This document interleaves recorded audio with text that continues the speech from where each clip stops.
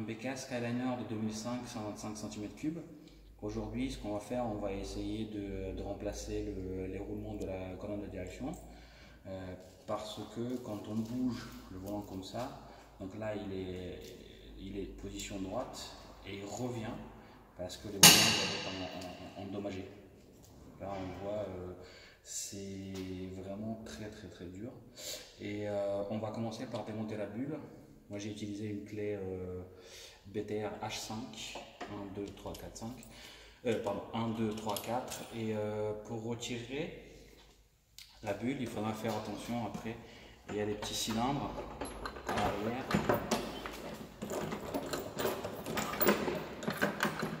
Donc quand vous retirez, soit retirez un par un, il y a les petits cylindres comme ça. Donc ceux-là, les perdez pas et ils sont à l'arrière. Ensuite on va retirer le petit cache, celui-là. Et donc pour faire ainsi, on a besoin d'un tournevis cruciforme. Et le vis il est là, il y en a un. Donc on tourne le volant d'un côté et après pour retirer l'autre, on tourne le volant de l'autre côté.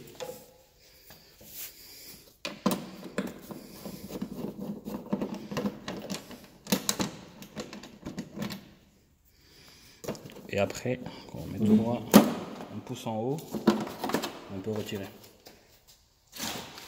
Donc là, on a une meilleure visibilité sur la colonne. Donc comme vous pouvez le voir, donc on va avoir besoin de dévisser cette partie là. Il y a 2, 3 même. Et certainement on va avoir besoin de dévisser des choses en bas.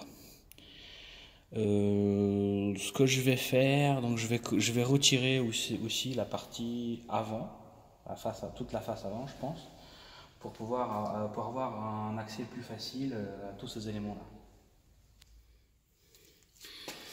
Pour retirer la face avant, on a une vis de 10 ici, une deuxième, donc là le petit cache qu'on a retiré, donc c'est par là, 1, 2 de 10.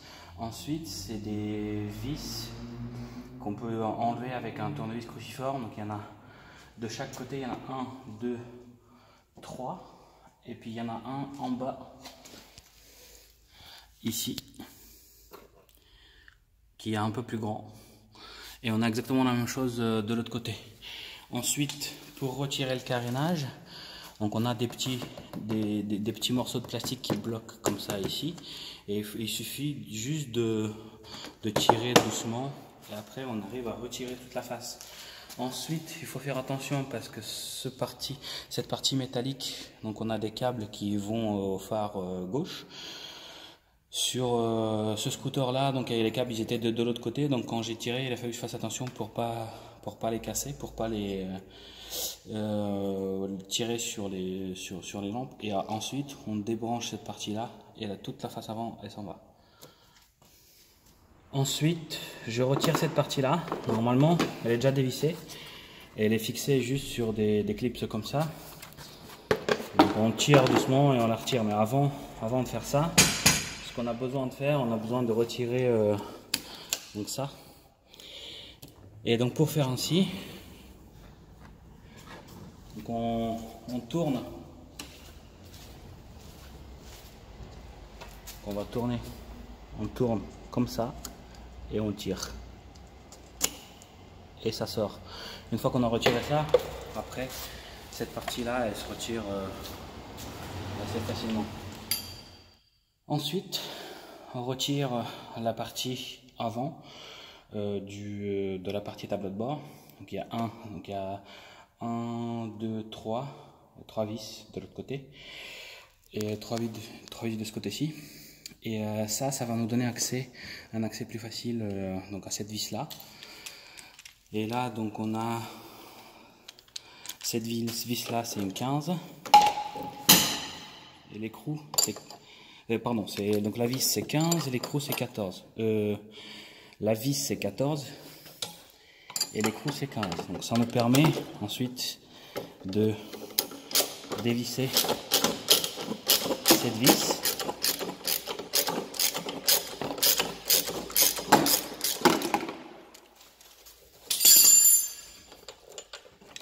Une fois qu'on a dévissé cette vis, on voit que maintenant on peut soulever la partie volant et là elle tourne. Donc le fait de pouvoir retirer cette vis, donc ça nous donne accès à ces rondelles là, enfin à ces écrous là, et donc pour faire tourner ces écrous là, on a besoin d'une clé comme ça. Je sais pas comment elle s'appelle cette clé. C'est une clé pour réglage amortisseur, mais aussi on peut dévisser donc ces écrous là. Et donc normalement on prend l'écrou du haut.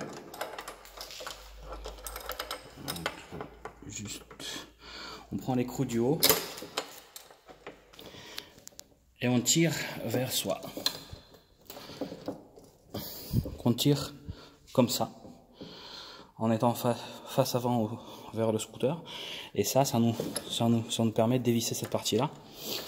Et donc ensuite, en levant le guidon, ça nous donne plus d'espace.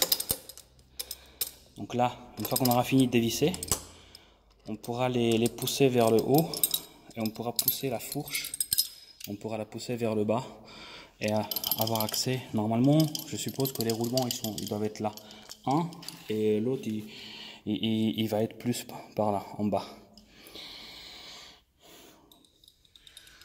Donc on a fini de dévisser cette partie-là. Normalement, celle-ci, elle tourne indépendamment des autres, mais en fait moi elles ont tourné toutes les trois ensemble, donc on va pas oublier, on va essayer de les garder dans le même ordre. On voit qu'il y a une rondelle en caoutchouc entre les deux.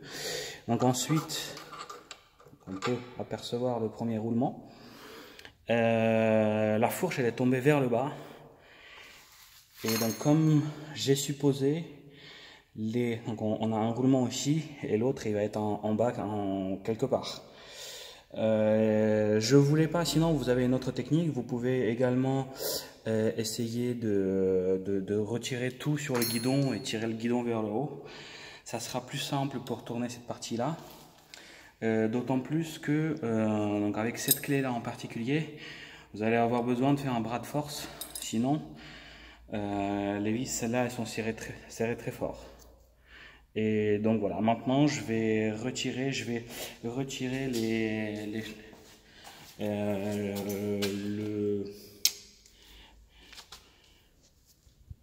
la partie frein pour pouvoir faire tomber donc toute la fourche vers le bas.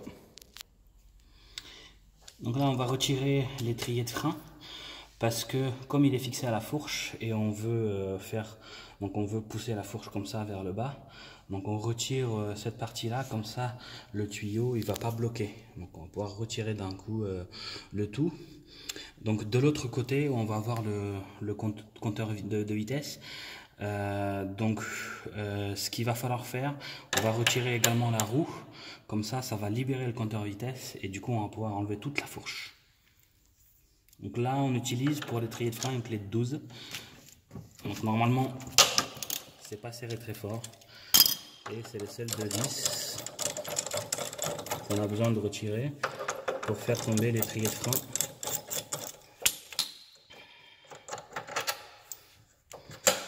Et voilà, on va le laisser suspendu et là on va attaquer le démontage de la roue. Pour démonter la roue, donc on utilise une douille de 17 avec la clé à criquet. Et donc avant de démonter la roue, sachez que il va falloir que vous vous munissiez d'une clé dynamométrique, parce que après, une fois qu'on va remonter cette vis là, il va falloir la serrer avec un couple précis. Sur ce modèle là c'est 69 Nm je crois, à vérifier. Et une fois qu'on a retiré, là on peut tirer de l'autre côté et retirer la roue. Donc si vous utilisez de ce côté-ci, c'est une douille de 19. Voilà, une douille de 19. Et le compteur vitesse il est celui-là. Donc normalement vous devez faire attention, il y a deux petites pattes en plastique en haut et en bas.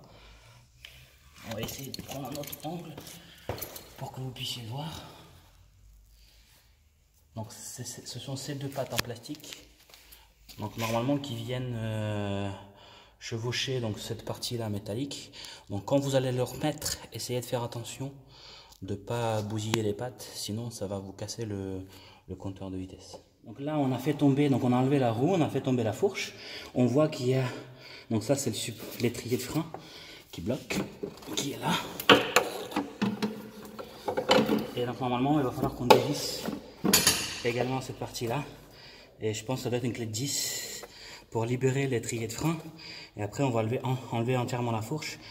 Et je vais continuer à vous montrer directement sur la fourche.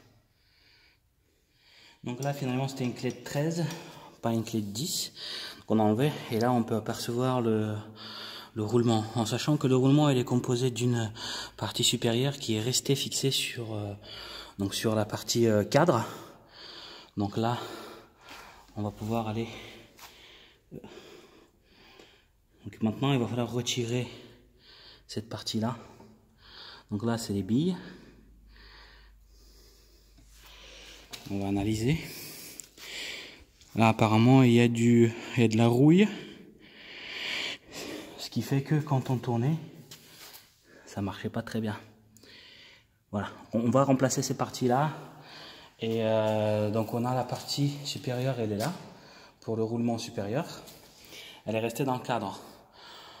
Moi ce que je vais faire, je vais remettre la fourche à l'intérieur et je vais pousser comme ça et essayer de la retirer. Pour cette partie là je ne sais pas encore comment je vais faire pour la retirer, mais vous allez voir ça par la suite. Voilà la partie inférieure du roulement bas. Donc c'est produit en Koyo, Japon, je sais pas si ça se voit, donc Japon. La technique, donc normalement il y a une partie en caoutchouc, il y a un joint sur cette partie là. Moi je l'ai retiré avec un outil comme ça en plastique, vous pouvez sinon le retirer avec un retire-joint. Ensuite, donc qu'est-ce que j'ai fait pour retirer cette partie là? Donc j'ai retourné la fourche comme ça. Et ensuite avec une clé de 13, je l'ai mis comme ça, la clé de 13. Et ensuite j'ai martelé sur cette partie là. Bon, le seul problème c'est que ensuite j'ai remplacé cette clé 13 avec une clé anglaise, qui est plus solide. J'ai mis un bout de papier en bout pour pas faire trop d'égratignures, parce que ça c'est pas bien. Sinon globalement voilà pour la partie inférieure du roulement, et on va attaquer la partie supérieure qui est sur la partie cadre. Donc là il y a la partie supérieure du roulement bas, comme vous pouvez le voir. Donc le problème c'est qu'il est très difficile d'accès, et à moins d'avoir un extracteur de roulement. Donc moi ce que je vous propose c'est un peu le système D. Donc moi j'ai pris une clé de 22, mais vous pouvez prendre une autre clé de 22, de 13, etc. Donc donc normalement là vous pouvez voir il y a un petit emplacement qui permet de mettre l'extracteur. Donc moi ce que j'ai fait, j'ai mis à cet endroit là la clé comme ça, et ensuite par le haut. Donc là après vous allez avoir besoin de deux rallonges. Voilà, vous pouvez les trouver dans n'importe quel magasin de bricolage. Donc comme on peut voir, une rallonge grande et une petite ça suffit, et donc on insère par dessus, et après avec un petit marteau. Donc là, on va regarder par-dessus maintenant. Avec un petit marteau, on vient de taper comme ça. Et le roulement il commence à descendre. Et donc là, je vais l'enlever, la partie haute du roulement bas. Et je vais vous montrer ensuite, à la fin, qu'est-ce que ça donne. Donc là, on a le roulement du bas.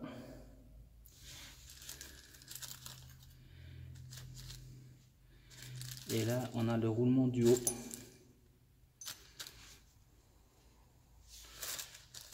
C'est celui-là.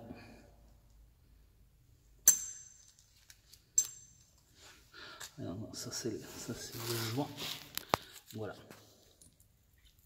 Le roulement du bas. Et là, on a le roulement du haut. Ok, on va les analyser. On va regarder, donc là le roulement du bas, comme on peut l'apercevoir, donc il y a pas mal de rouille. Ok. Donc en fait, je pense que c'est cette rouille-là qui faisait que les petites billes, elles ne tournaient pas et du coup, donc, il y avait une mauvaise qualité.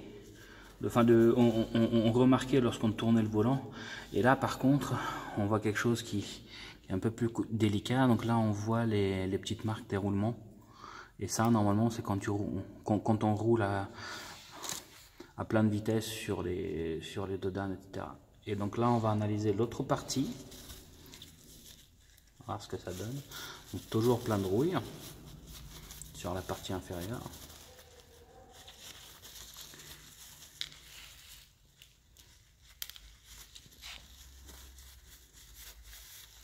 Et donc on va remarquer les mêmes marques.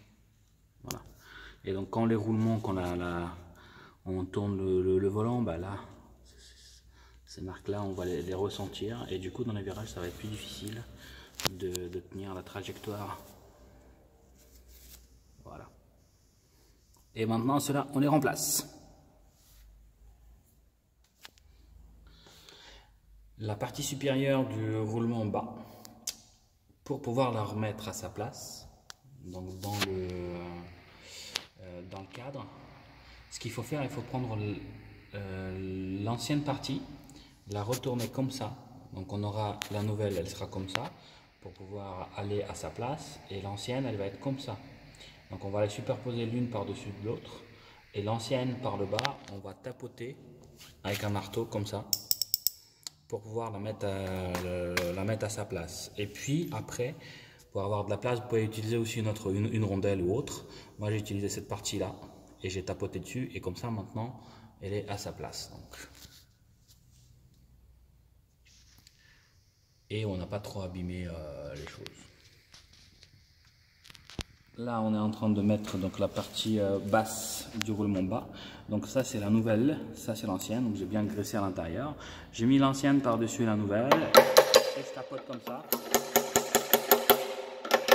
pour pouvoir l'installer. Ensuite, pour l'enlever, je fais l'opération inverse. Quand vous allez installer les nouveaux roulements, n'oubliez pas de mettre de la nouvelle graisse à roulement, sinon ça va marcher moins bien.